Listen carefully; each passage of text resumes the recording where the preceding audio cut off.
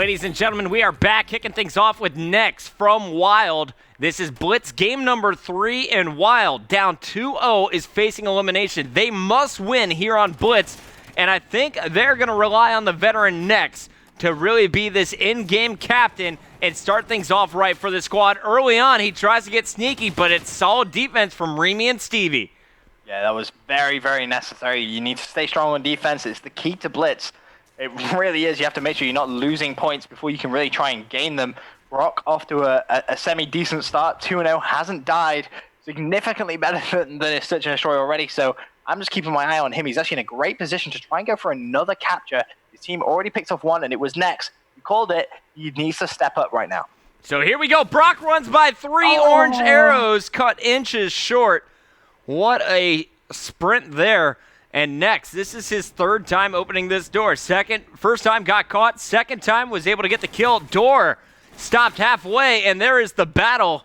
He will lose it, and now up to Brock playing some base D. It's the first push from Damage.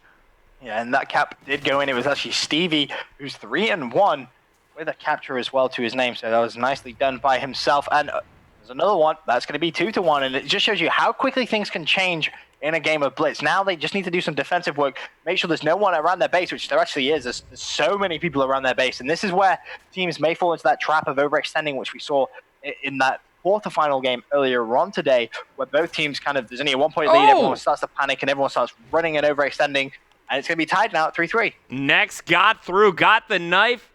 The animation finished, and he sprinted through. As he died, he scored. So 3-3. 3 minutes, 9 seconds here in our first half. Remember, we will switch sides after the first 5 minutes, and there is another cap. That one coming from Inceps. But look out for it to be 4-4 as Stevie goes big for his team. Stevie's on a 7-point streak, 6-1, 2 caps, just doing everything he possibly can for his team right now, and he is just carrying them pretty hard, I'm not going to lie. I mean, just his positional play, his awareness of everything that's going on, just his defensive play, everything has been spot on. Unfortunately, he does get taken down by Next, but luckily has teammates there to do the defensive. Nagafen with this Bison has totally switched up his class. He wants something short range. Won't be able to get the kill. Looks past an opponent. That cap is going to go through any moment. Actually, the defense stands. And 4-4, 2:22 left on the clock. Let's see what Remy can do pushing from the middle. Well, Remy, 10-5, 10-6 now. As unfortunately, did get taken down. Was pretty far pushed in the enemy base. Looking at Nagafen to try and go around the outside, try and lock them down back. Lumber, his teammates already got 1 cap. Now he has 7 seconds to wait before he can add an extra 1. You can see all the players spawning right at the back of that Lumber. Nagafen, 2 seconds, 1 second. He's going to extend it to a 2-point lead, although that was traded. So still 1 point, 6-5 in 2 minutes left. Damage has players inside their base. Can Nagafen stop this one? Next, coming down the stairs, will go through again. Nagafen got 1, but there's still another player at his base. That will be dealt with by Stevie. And now Nagafen able to push up and go for another point of his own. Tie game with 96 seconds left in our first round. Well, just having a look at that mini-map. It's all tied up. One player is going to go ahead and score another point. And that is going to be 7-6 now in favor of this Wild team. Next with 4 caps, Puckett. And Inceps, he's going to run one in. 8-6 as we approach this last minute. Brock on the train tracks is going to find action from all 4 players. Gets 1, gets cleaned up. Next now, coming off spawn. Does he play D? Does he get aggressive? Looks like he just wants to keep sprinting forward. That door open. He knows there's someone behind enemy lines. Calls it out. Picks up 1 kill. His teammate Lord Ant gets another big kill at the gate. And Next could cap here. He's going to get it. 9-6, pulling away by 3 points here at the end. That's really, really well done. And you can see him immediately trying to do some defensive work. There is someone there who should be able to just reduce that back down to 2. Nicely done. Not entirely sure who that actually was that got that cap, but there's going to be another person around there. It's actually going to be Remy. This could be a huge play from him. Not going to happen. Teammate still up top. Alvaro, can he get it? No, he can't. And unfortunately, they weren't able to reduce that back down to 1. Still 30 seconds. Here it is. Nagafen's got it, though. Nagafen. Everyone leaving the base, and he is able to walk in, but he watches through the corner of his eyes as more players from Wild push forward. Next with a big kill. 15 seconds left. He's standing on it. Brock playing defense. Inceps goes down, but Lord Ant goes in. 11-9. 11-9. It will be the final score, I believe, as defense. Both teams trading at the end. and it will be a 2-point advantage for Wild at the half. What a crazy half that was. You saw it kind of settled down towards the middle, but the end just got even more hectic. Next with some fantastic plays. Alvaro again with some fantastic defensive plays. And you have to say, going into the second side, Wild with that 2-point advantage. But is it going to be enough to see them into their first map win of this series?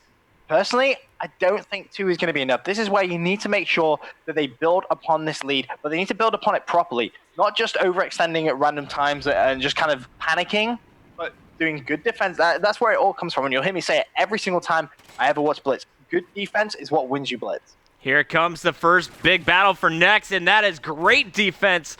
Stevie stopping him in his base. Brock, though, picking up the 2-piece in the middle. So it's still a 2-point advantage for Wild, and Brock is the farthest pushed-up player waiting for Nex and Friends to catch up. Nex just trying to catch him, managed to get the assist. So Brock, 15-8, you have to give him props. He came off a 1-8 search and destroy going into this Blitz game. Top fragging and just having a great game overall for his team. I mean, Nex has more points. That's simply because he has more caps. But in terms of the slaying department, Brock has done so well for his team. And Lord Ant calls it out to Inceps, and Inceps gets one, but a big kill at his base from the opponents. Now up to Nex. Nex gets one. Another player tagged up in the front of the base. More wall bags.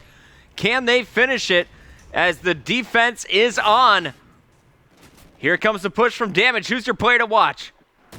I was looking at Remy, who was just about to dive in, but he got taken down. I'm pretty sure it was Nex that managed to just pick up that kill. But Stevie, he's pretty much on the base. He should be able to slide it in. That's going to be 11-10. Now the defensive work needs to be done. Player to his right-hand side needs to pick that off.